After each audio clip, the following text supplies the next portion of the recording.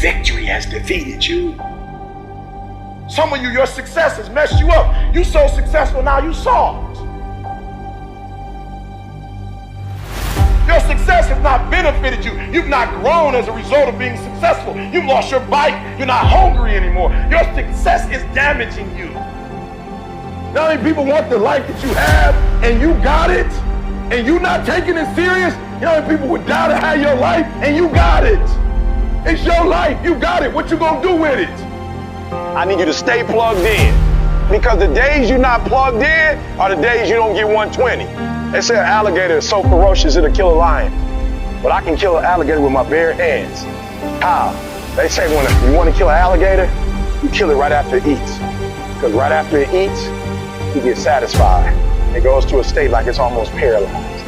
Some of y'all in this room, when you paralyzed, you had a little success, you done what nobody else in your family has done, and now you chilling.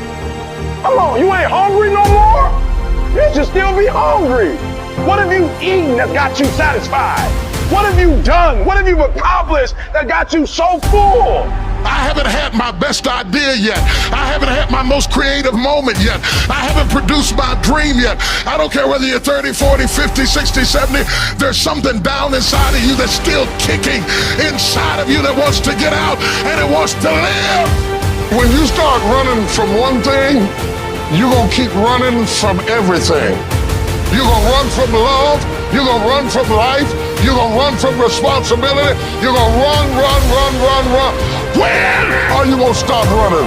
Yes, we tired. Yes, we're hungry. Yes, the mind is saying give up. Yes, it's saying quit. But we cannot quit because we realize we have not reached the goal yet. This is not what I dreamed about. This is not what I said I was going to do. This is not what it looks like. I gotta squeeze. And then once we get past that place, we become comfortable with being uncomfortable. We no longer thrive to be in the comfort zone. The standard is the standard. We don't lower it. We compete, we fight, we scrap, we live to fight another day. We don't retreat against nobody. That ain't talent. That's essence. That's core. That's who I am as a person. That's how I get down. That's how I'm coming. That's what that is. And every time you get ready to stop, every time you get ready to quit, that's you as a man.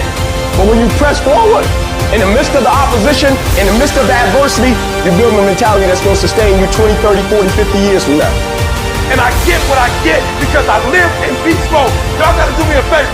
Stop being gazelle. You're not average. There's nothing about you that's average. You're not even good. You were born to be great.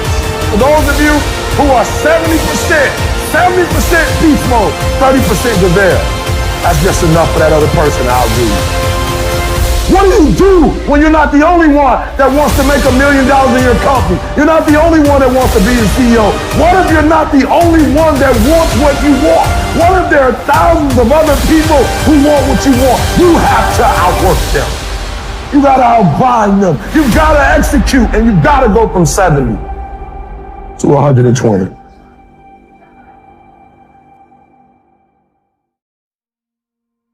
Here is some of my best advice to you. Welcome every human experience. You never know which one is going to turn it all on.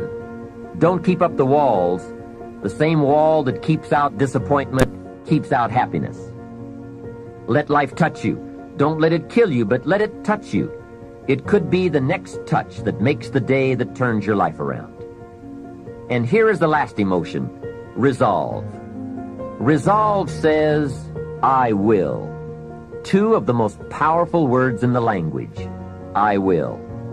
Benjamin Disraeli once said, nothing can resist a human will that will stake even its existence on the extent of its purpose.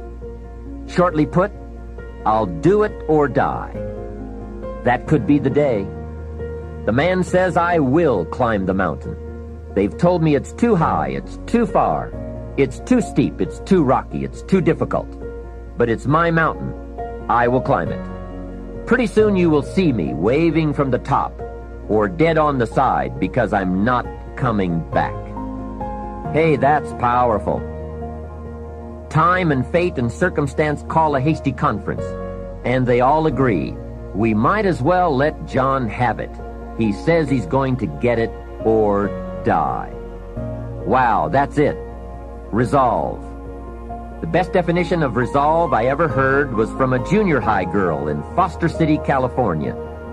I'm talking to the junior high kids, and I asked the question, who can tell me what resolve means? I got several hands. Some were pretty good, but the last one was the best. She said, I think resolve means promising yourself you will never give up. I said, that's it. Best I've heard. Promise yourself you will never give up. I asked the kids, how long should a baby try to learn how to walk? How long would you give the average baby before you shut him off? You say that's crazy. Any mother in the world would say my baby is going to keep trying until it learns how to walk. No wonder almost everyone walks. What a magic formula. The until formula. Good question. How long are you going to work to make your dreams of wealth and happiness come true? I suggest the until formula. It's the best. Emotions, disgust, decision, desire, resolve.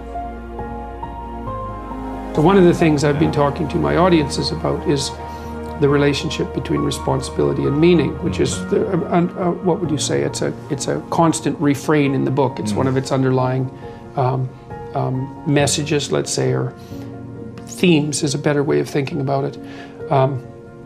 You know, if you start with the presumption that there's a baseline of suffering in life and that can be exaggerated as a consequence of human failing, as a consequence of malevolence and betrayal and self-betrayal and deceit and all those things that we do to each other and ourselves that we know that aren't good, that amplifies the suffering. That's sort of the baseline against which you have to work. And it's contemplation of that often that makes people hopeless and depressed and anxious and overwhelmed and all of that, and they have the reasons. But you need something to put up against that. And what you put up against that is meaning. Meaning is actually the instinct that helps you guide yourself through that catastrophe.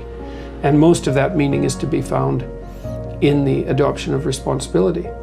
So if you think, for example, if you think about the people that you admire, well, you think about when you have a clear conscience first, because that's a good thing to aim at, which is something different than happiness, right? A clear conscience is different than happiness. Yeah, it's better. Yeah. That's you're not better. Like guilting yourself. You're not feeling bad about yourself. That's right. You feel that you've justified your existence, right? And so you're not waking up at 3 a.m. in a cold sweat thinking about all the terrible things that you've involved yourself in. What you said to someone that you shouldn't have said, or how you acted, or lied, what or opportunity you lost, or the things that you've let go that you should have capitalized on, and all of that. And so, if you think about the times when you're at peace with yourself with regards to how you're conducting yourself in the world, it's almost always conditions under which you've adopted responsibility, right? At least the most guilt I think that you can experience, perhaps, is the sure knowledge that you're not even taking care of yourself, so that you're leaving that responsibility to other people, because that's pretty pathetic. And unless you're psychopathic and you're living a parasitical life, and that characterizes a very small minority of people, and an even smaller minority think that's justifiable. But most of the time you're in guilt and shame because not only are you not taking care of yourself, let's say, so someone else has to, but you're not living up to your full potential. And so there's an existential weight that goes along with that.